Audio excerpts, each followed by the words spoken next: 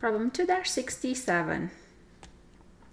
Jenny has been saving her babysitting money for a class field trip to Washington, D.C.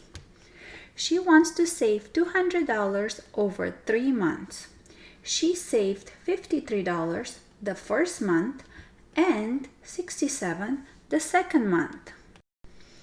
Estimate, without calculating, the amount that Jenny needs to earn during the third month to meet her goal. So we have a goal. It's like Jenny actually has a goal. So she needs to save $200 over 3 months. So we are given the first month, so the money for the first month being saved. And she also saved $67 the second month. Go ahead and pause the video so you can record the important information. You don't have to copy the whole problem, but just the important information. So in example A says estimate. Estimate does mean without a calculator. So based on what we're given, go ahead and make your own estimate. An estimate, come up with a number. So they're asking how much she needs to earn the third month. So don't use the calculator.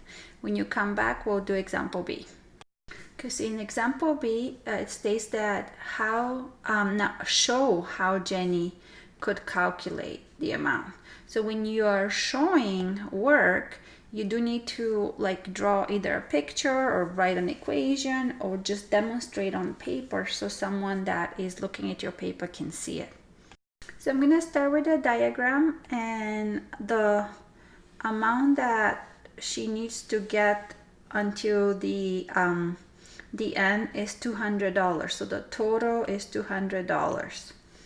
Okay, and then the first month she saves $53. So I'm gonna write it inside. So $53. So that will be the first month.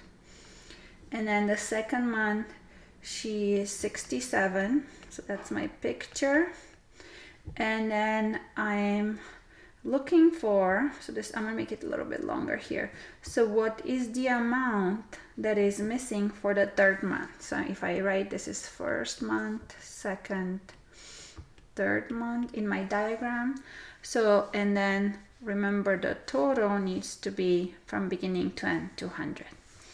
So any ideas from you? Go ahead and try first. So based on the given information, you could add the first 2 months. So $53 plus $67. And then get that total just for those 2 months. And then the goal is to get to 200. So the missing piece will be, you could subtract by saying, well, 200 is the total. Take away what you got from here to get to the missing piece, which is the amount for the third month. So that's one idea. Another idea is you could write the equation of total. So I have 53 plus 67 plus the missing money for the third month. So I can use M for money as the variable. It should be equal to the total of 200. So that will be an equation. So whichever way you prefer, when you do have an equation, you do want to solve it for the missing variable.